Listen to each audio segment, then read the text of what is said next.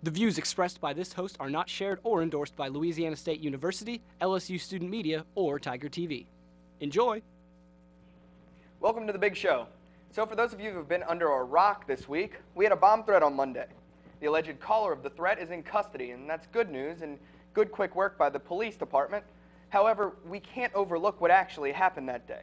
We received a frantically typed and therefore misspelled email informing us of the threat all at the same time. Then everyone was kicked out of the campus buildings as the roads to campus were flooded with vehicles. Many on campus said it took about an hour and 20 minutes to get off. I call BS on that one. It took me much longer after getting stuck behind a LSU Tiger Trails bus. The plan was an epic failure that ultimately presented just as much danger as the bomb threat itself. Mix that with a dismal rainy day as it was Monday, and voila, you have yourself an upset campus. And no one wants that. Now, I'm joined by LSU Reveille reporter Joshua Badgeron, who had covered the bomb threat. Josh, how you doing? I'm doing well. How about yourself? Good. Am I wrong for calling this an epic failure? There was definitely a lot of problems in the plan. I would say that didn't work out too well. Do they actually have a plan? I mean, you know, we have the hurricane plan, we have flood plans, we have all these different kinds. Do we have a terrorism plan or a bomb threat plan? As far as I know, the plan is to evacuate as calmly and as quickly as possible. So there's your plan. We saw how well that worked out.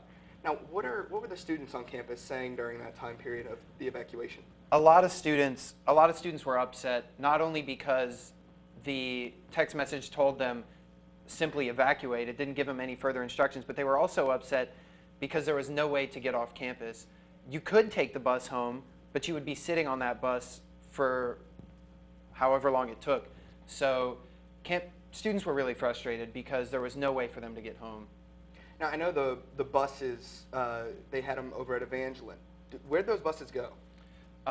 Well, they took students to Evangeline Hall, and they also took students, I believe, behind Broussard Hall. So any students that lived on campus went to those two locations and just hung out. Wait, they just hung out on the bus? No, they hung out. They hung out behind the buildings. But oh, well, that's good. I mean, the threat's on campus, and they're gonna have them just hang out still on campus.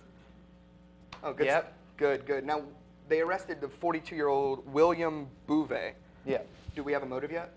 A lot of the people that I've talked to, the people that lived around him, they didn't really tell me anything that would say he was a bad guy. What they're saying is it's a joke, that this was all just probably a mistake. They didn't really say it was intentional. Do we know anything about his background? Is he, criminal past, rap sheet? He does have an extensive criminal past. We actually tried to talk with an ex who, I guess he abused her, or she's involved somehow in his past in abuse, and she called us back and acknowledged that she knew him. But I mean, other than that, he's got murders. He has a pretty extensive rap sheet. He has murders? Yeah, he has alleged, he has murders on his rap sheet. Well, he obviously wasn't convicted, or he would be in jail. Yeah, he wasn't convicted. I don't think he was convicted on them, but yeah, nonetheless, they're on his rap sheet. So, I mean, it's not a good thing. And he's also been involved with someone on this campus and threatened her life as well. She was a professor here, so lots of different things. But he's not affiliated at all? No, not with the university. Got it. And what's the latest developments with this story? Where's it going from here? Well, I think that right now administrators are trying to review the plan that they have, and they're trying to figure out how to do things best. And I think that's where it's gotten now. I don't think there's any much more developing with Bouvet as a person. Got it. Well, we look forward to more reports, and we look forward to seeing how this progresses. Yeah. Thanks a bunch. All right. Thanks, Josh. Coming up, KLSU Sports Director Micah Bedard joins the program with the latest on the NFL referee strike. Stay with us. The views expressed by this host are not shared or endorsed by Louisiana State University, LSU Student Media, or Tiger TV. Enjoy! You know what's the worst? Crappy refs in football. You know what we have right now in the NFL? Crappy refs in football. As we head into week 3 of this NFL season, the scab referees have seen their share of criticism. However, I feel if you ask anyone what the hell's going on, they aren't able to tell you exactly what's going on and why the refs are striking at all. It's myself included. So I asked KLSU Sports Director Micah Bedard to come on and give us some insight. So Micah, what's actually going on with these refs? Why are they striking?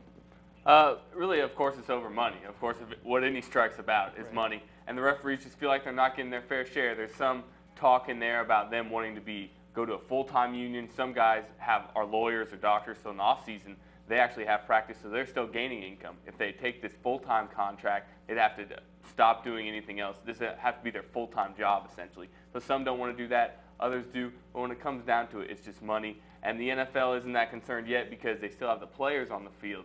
But if these referees keep striking, these players are just going to get more upset.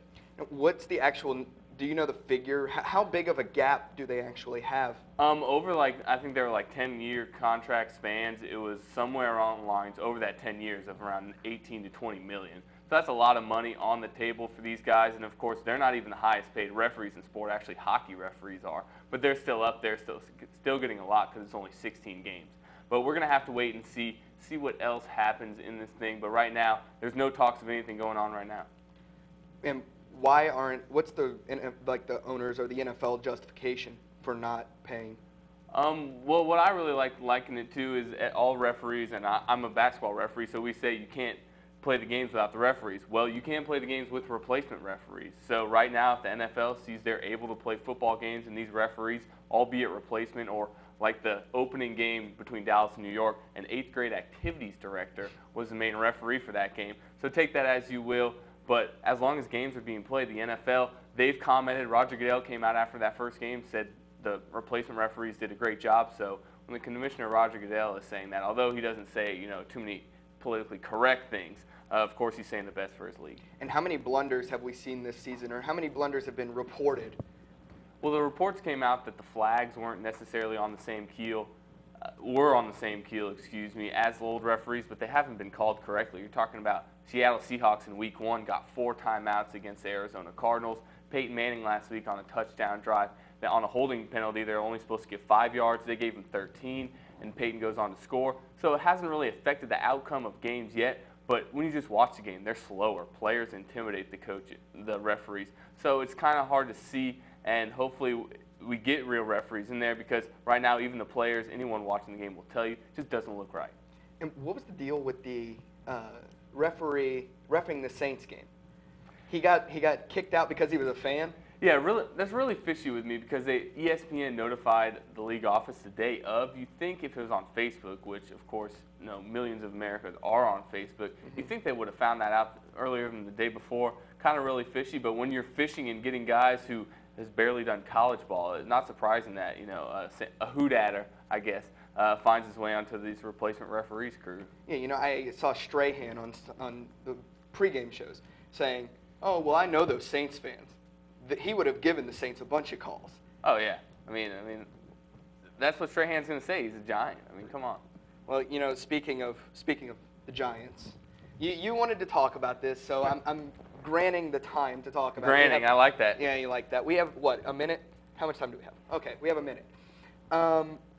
You are in favor of what Schiano did, his garbage call to lunge at the offensive line and Eli Manning. Yeah. Why? Because it's still time left in the game. As I told you before the show, it's not like this was a blowout and they're on the 50-yard line or something. They were around the 30, the 20-yard line. If he kneels the ball and the game's over, but what if they hit that snap out? What if they take it back? They're still only down 7. I don't think he does that necessarily. But Tom Coughlin of your Giants, of course, should all know that you don't want to have guys on the field getting pushed over. But I think Schiano was in the right mindset. First-year coach, just trying to make a statement. It's not the firing out, though. It's the fact that they went for the knees. Take it as you will. I'm a Schiano guy. Chop, chop. Oh, get out of here. We'll be right back. The views expressed by this host are not shared or endorsed by Louisiana State University, LSU Student Media, or Tiger TV. Enjoy. That's all for this edition of Newsbeat. Hey, it was week 3 and I'm not canceled yet. Quite an accomplishment, right? As always, if you have any questions or comments, send them to grant@tigertv.tv. Now, on KLSU's Out of Bounds 2 Sundays ago, I ranted about how much I couldn't stand mixing sports with politics and how I couldn't take the tweets coming through on Sunday from the president criticizing Mitt Romney and Mitt Romney criticizing the president and Rush Limbaugh criticizing everything. So I created a Twitter strictly for sports days, @Grant_KLSU. However, For updates on any other random days on politics, whatever, from Sundays, 11 p.m. to Thursdays, 6:45, you can follow Grant_Yenny. Thank you for watching. From Hodges Hall, good night.